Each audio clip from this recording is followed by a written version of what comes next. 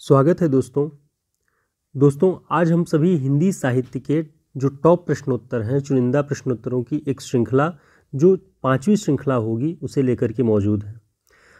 एक और सूचना कि आप लोगों के कई सारे कमेंट्स भी आ रहे हैं कि बीपीएससी 10+2 के लिए हिंदी साहित्य के सिलेबस को पूरा करवा दें। तो आप लोगों को बताना चाहूँगा कि हम कंटेंट तैयार कर रहे हैं और बहुत जल्द 1 से 2 दिन में आपको पूरी वो सामग्री मिल जाएगी जो सिलेबस में है 10+2 के, और बाकी भी बीपीएससी के एग्ज़ाम में जो भी पूछा जाएगा उस पर हम तैयार कर रहे हैं। और यहाँ डिस्क्रिप्शन बॉक्स में आपको नीचे जो भी कहानियाँ लगी हुई हैं बीपीएससी के सिलेबस में या एनसीईआरटी के जो सिलेबस में हैं, उन कहानियों पे जो समीक्षाएं हैं, जो प्रश्न बनते हैं, उनके लिंक भी, उन वीडियोस के लिंक इस वीडियो के डिस्क्रिप्शन बॉक्स में आपको मिल जाएगा। और टेलीग्राम चैनल भी आप ज्वाइन कर लीजिएगा, वहाँ भी हम जो भी अपडेट होगा आपको बताते रहेंगे। और साथ ही यहाँ हम जो प्रश्नोत्तर की बात करते हैं उन सारे प्रश्नों में ऐसे सभी प्रश्न शामिल हैं जो आपकी परीक्षाओं के लिए उपयोगी हैं, जो पूछे जाएंगे। जिन जिन रचनाकारों को आपके पाठ्यक्रम में शामिल किया गया है, लगभग उनसे जुड़े हुए हम सारे प्रश्नों के उत्तर बताने की आपको कोशिश करते हैं, ताकि आपका सिलेबस भी कवर हो और कॉम्पिटिटिव एग्ज़ाम्स के जो क्वेश्चंस होते हैं वो भी तैयार हो जाएं। उस दृष्टि से इसे आज कहानी पर आधारित ये श्रृंखला है। शुरुआत करते हैं। हिंदी कहानी का विकास देखते हैं हम कि ये 5 चरणों में हुआ है। पहला चरण प्रेमचंद पूर्व युग, यानी प्रेमचंद से पहले का जो युग था, उसमें जो कहानियाँ लिखी जा रही थी, उसका जिक्र 1900 से 1915 तक आता है। दूसरा चरण प्रेमचंद युग के नाम से जाना जाता है, जिसमें प्रेमचंद सक्रिय होते हैं कहानियों में, और उर्दू में और हिंदी में भी उनकी कहानियाँ प्रकाशित होने लगती हैं। 1915 से 1936 तक उनका यह समय चलता है। और इसी दौर में जयशंकर प्रसाद और अलग अलग और कहानीकार, जैनेन्द्र कुमार, इन सब की कहानियाँ भी आती हैं जो कि चर्चा का विषय बनती हैं। तीसरा चरण प्रेमचंदोत्तर युग 1936 से 1955, प्रेमचंद की मृत्यु 1936 में हो जाती है। अंतिम कहानी 1936 में कफन आती है और उसके बाद से कहानी का युग परिवर्तित हो जाता है। तो 1936 से 1955 तक तीसरा चरण है। चौथा चरण 1956 से 1960, नई कहानी का जो एक विचार था, जो आरंभ था, वो 1956 से आरंभ हो गया था और इसका जो पीरियड है बहुत कम रहा, 1960 में यह समाप्त हो जाता है। पांचवा चरण समकालीन कहानी के तौर पर, जिसमें समांतर कहानी, सक्रिय कहानी, अकहानी, इन सब के विचार आपको दिखाई पड़ते हैं, वो 1960 से जारी है अब तक। तो 5 चरणों में हिंदी कहानी का विकास हुआ है, आप इसे ध्यान रखेंगे।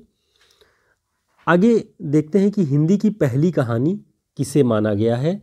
तो आचार्य शुक्ल जी, इंदुमती, जो सन 1900 में प्रकाशित हुई, उसे पहली कहानी मानते हैं और इस कहानी के लेखक थे किशोरीलाल गोस्वामी। बच्चन सिंह के अनुसार प्रणयिनी परिणय हिंदी की पहली कहानी है और ये 1887 ईस्वी में किशोरीलाल गोस्वामी ने ही इसे भी लिखा था।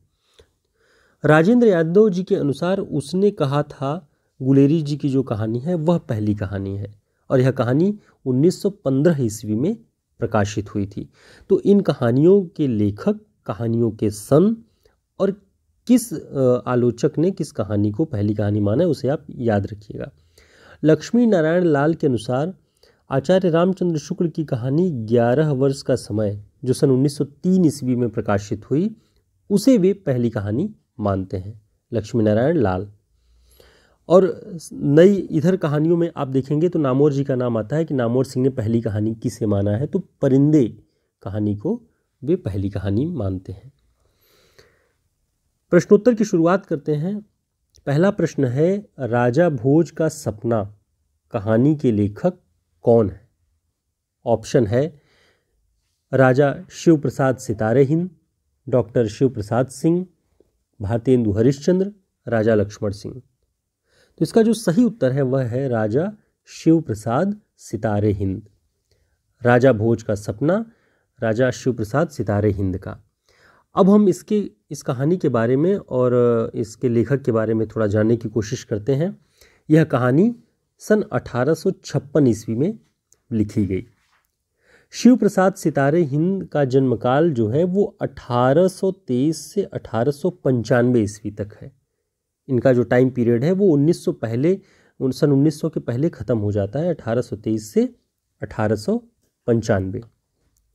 इनकी जो और प्रमुख कहानियाँ हैं जो प्रसिद्ध हैं वह है आलसियों का कोड़ा, इतिहास तिमिरनाशक, वामा मनोरंजन और भूगोल हस्तामलक।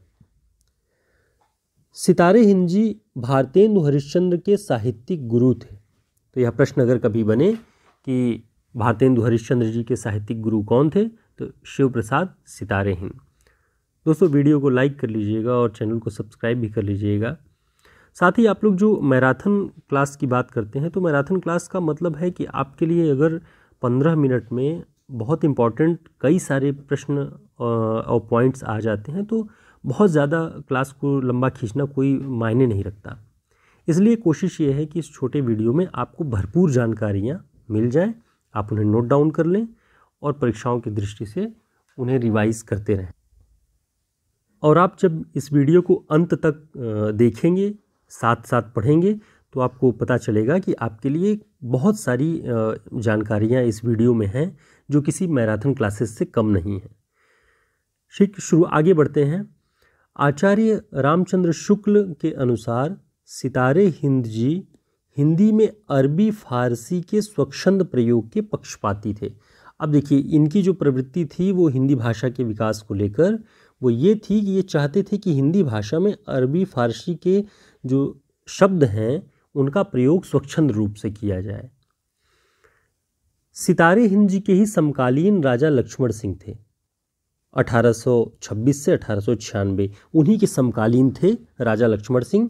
और इनका मानना था कि हिंदी में संस्कृतनिष्ठ शब्दावली का प्रयोग हो, यानी पूरी तरह से हिंदी संस्कृतनिष्ठ हो और उसी संस्कृत को बढ़ावा मिले, उसी शब्दावली का इस्तेमाल हो।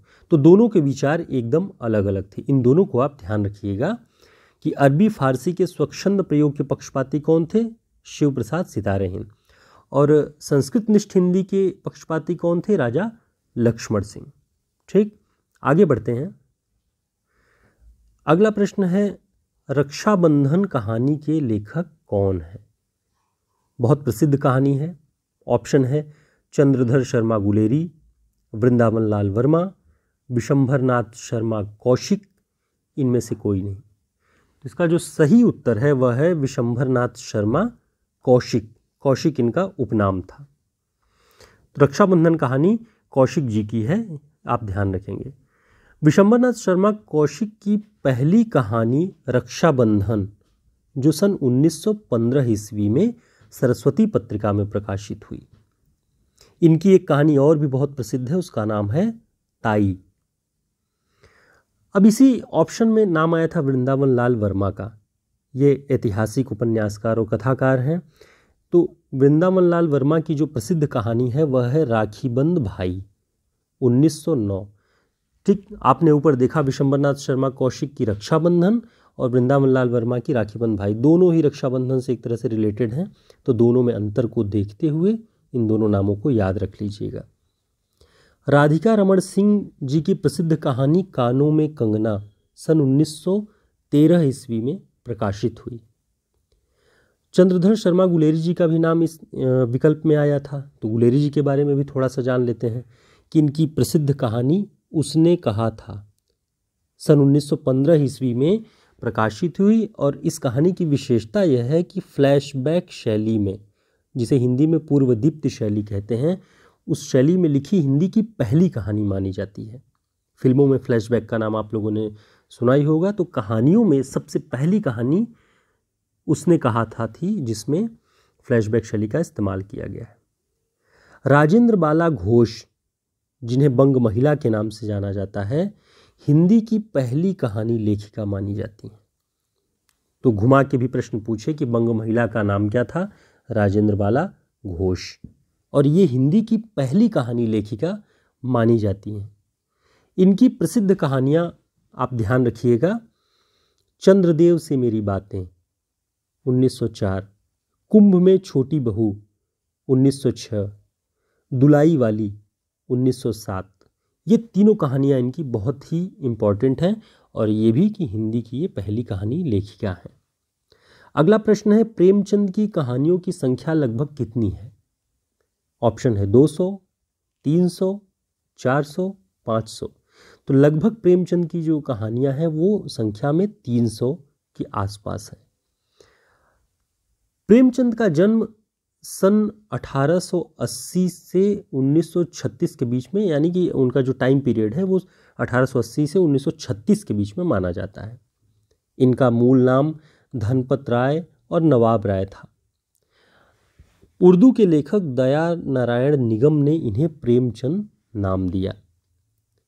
प्रेमचंद की उर्दू में लिखी पहली कहानी इश्क़े दुनिया हुब्बे वतन सन 1908 ईस्वी में प्रकाशित हुई। पहले प्रेमचंद जी उर्दू में कहानियाँ लिखते थे और उर्दू में लिखी पहली कहानी है इश्क़े दुनिया हुब्बे वतन। प्रेमचंद की उर्दू कहानियों का प्रथम संग्रह सोजे वतन नाम से 1908 ईस्वी में प्रकाशित हुआ।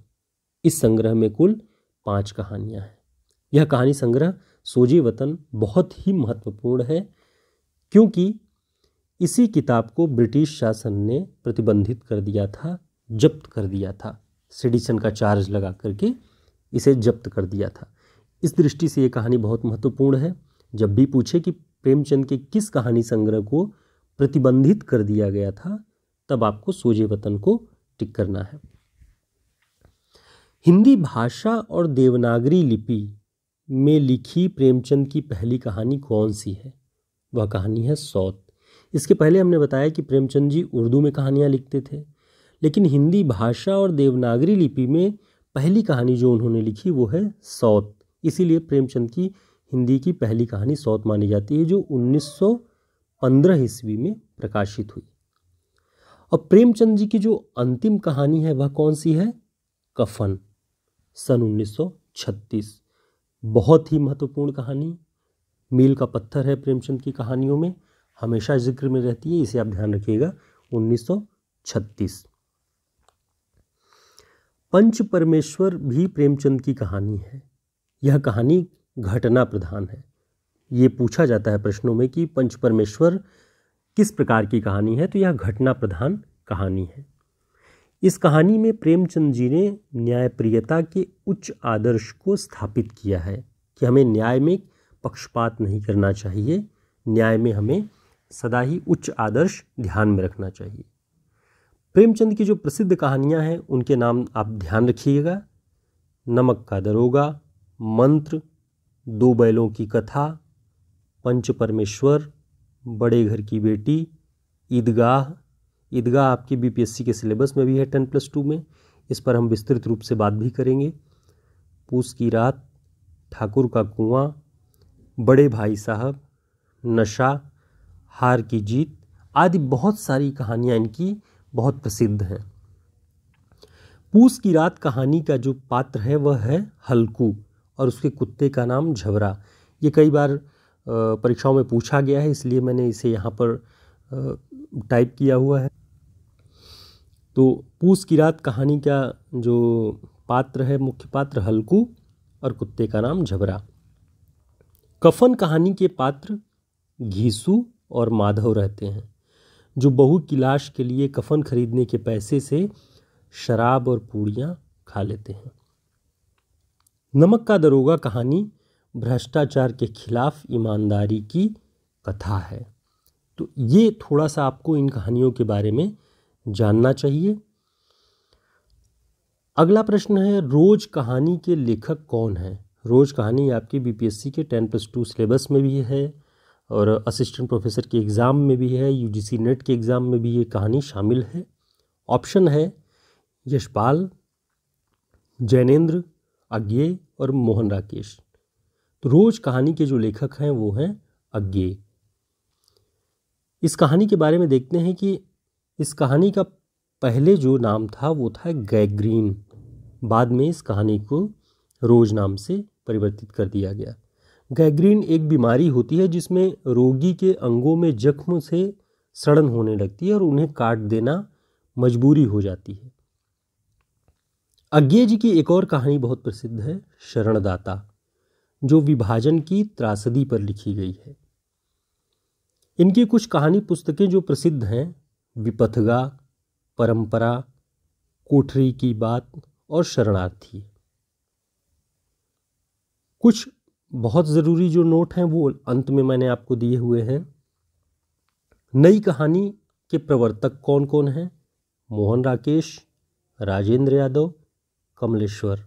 और नई कहानी का समय 1956। अकहानी के प्रवर्तक गंगा प्रसाद बिमल और अकहानी का जो समय है वो 1960। सचेतन कहानी के प्रवर्तक महीप सिंह 1964 ईस्वी में। समांतर कहानी के प्रवर्तक कमलेश्वर 1972 ईस्वी में। सक्रिय कहानी के प्रवर्तक राकेश वत्स 1979 ईस्वी में। तो साथियों, उम्मीद है आपको कहानी पर आधारित यह वीडियो पसंद आया होगा, आपके उपयोग की सामग्री होगी और परीक्षाओं के लिए आपको बहुत मदद करेगा। आप इसे नोट कर लीजिए, अपने कुछ नोट्स भी बना लीजिएगा। कहानियों पर हम कुछ और बात अगले वीडियो में करेंगे। तब तक के लिए बहुत धन्यवाद।